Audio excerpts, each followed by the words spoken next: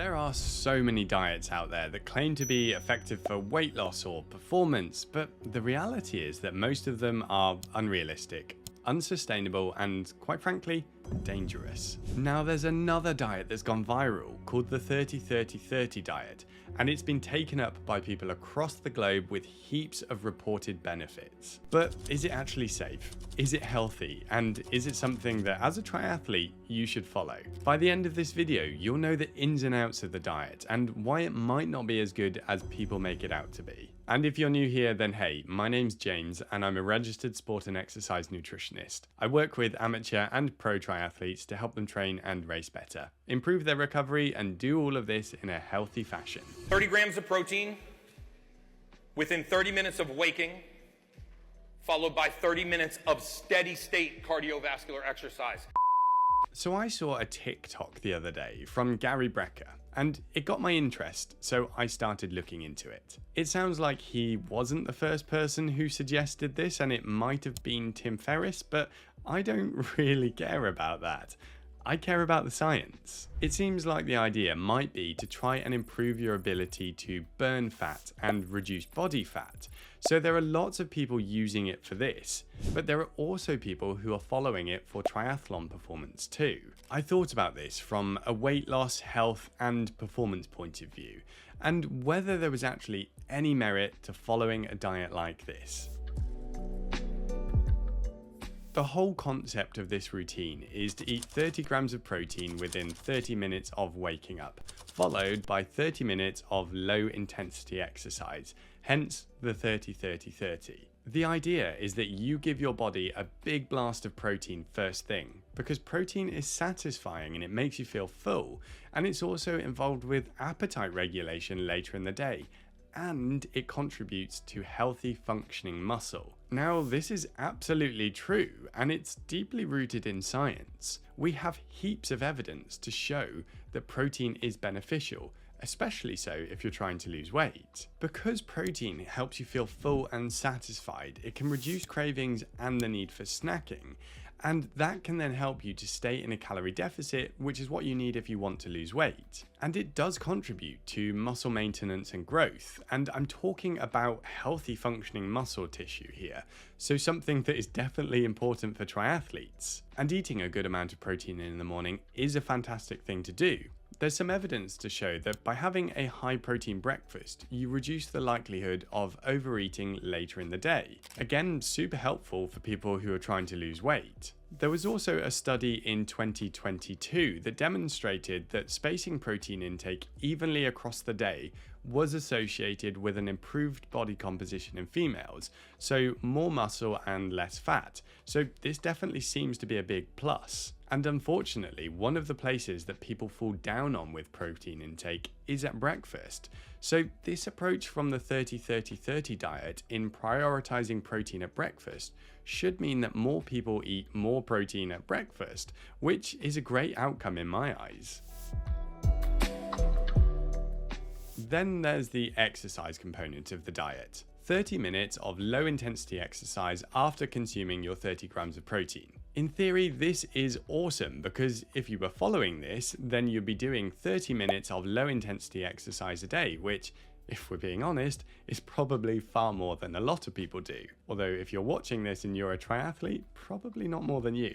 The focus with the 30-30-30 diet is on low intensity exercise, and let me say, I absolutely love this. Low intensity exercise means exercise where your breathing doesn't really increase above your baseline, so you can still talk fully and breathe in and out through your nose. If you like numbers, then loosely speaking, this would correspond to about 65% of your maximum heart rate. For a lot of people, this can feel pretty alien and like you aren't really doing anything, but I can promise you that it's doing you good, and actually I'd encourage this for a lot of people. It's such a common theme to see triathletes exercising way too hard too frequently, which means they end up burning out and not being able to stick to their training routine over the long term, which kind of defeats the purpose of it. So aiming for low intensity training is definitely a good option for many triathletes, especially if you're new to it because of that tendency to go too hard too frequently. But in that video from Gary Brecker, he also suggests that by doing low intensity exercise you burn more fat, which in some senses is true, but it's not the whole story. You might burn more fat for energy, but this doesn't mean you burn more calories overall, or that you burn more body fat. This is a subtle but crucial point to highlight, so don't be fooled. Unfortunately, this diet and the low intensity focus on exercise won't magically burn and reduce your body fat percentage, because it's your overall calorie amounts that are going to be the true player in that. But the 30-30-30 diet is ticking some of my favorite concepts within nutrition that contribute to just being generally healthy, so I'm a huge fan of this approach. I should also mention though that at the time of making this video, the 30-30-30 diet doesn't actually have any evidence behind it. There aren't any trials involving this dietary approach, and there's no way to quantify the benefits of it, but it definitely does follow some good dietary principles. However, like with most things, it's not quite as clear cut as saying it's fantastic in that you should go for it, because there are some potential drawbacks, especially for triathletes, which we should go through. So while I think the 30-30-30 diet has some real benefits, I don't think it's quite as simple as saying it's the best diet for either normal healthy living, weight loss, or for triathlon performance. And we should dive into this. By the way, it's getting kind of hard to say the 30-30-30 diet. 30-30-30-30-30-30-30.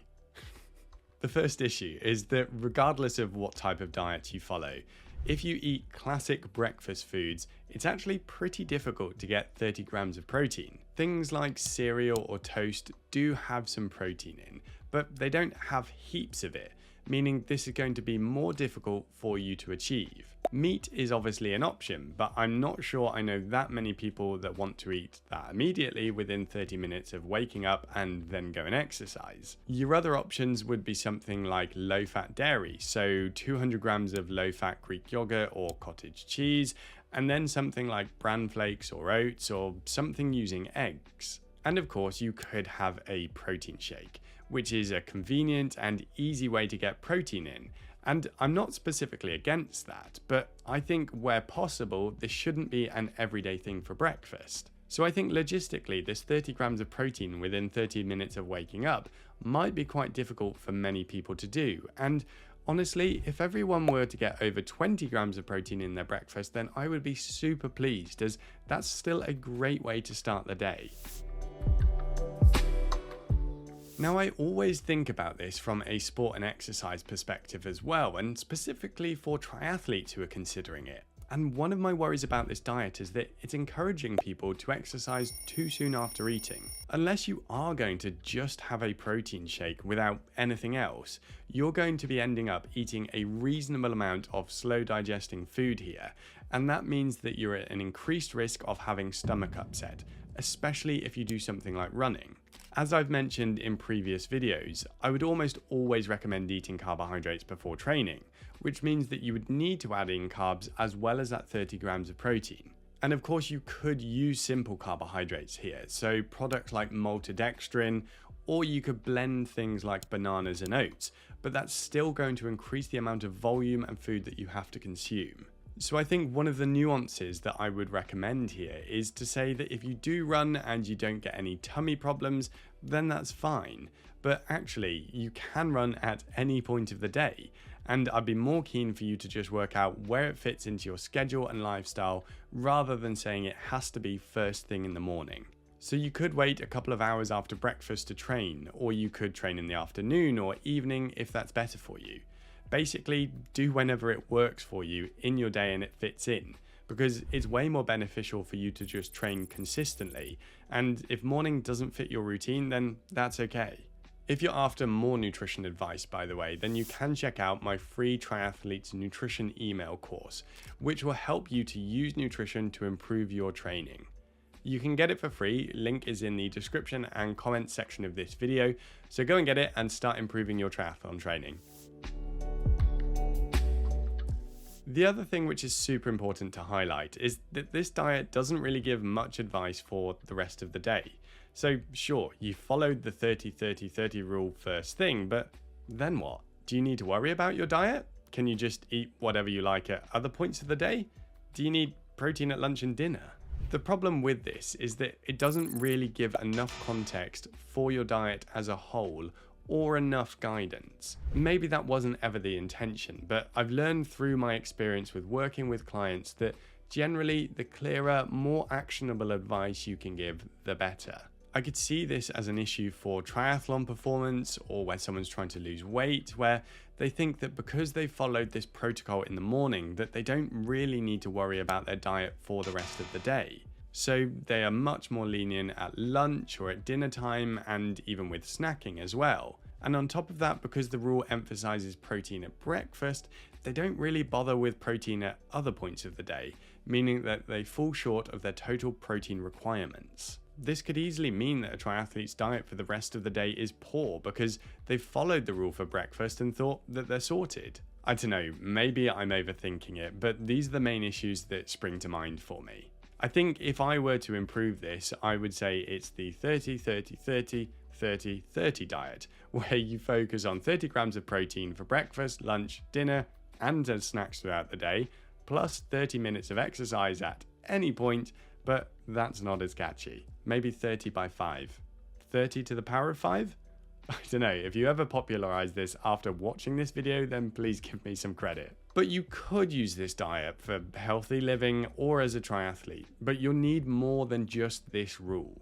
You'll still need to eat satiating, filling, healthy food that's high in protein, fiber, have whole grain carbohydrates, veggies, and healthy fats over the day.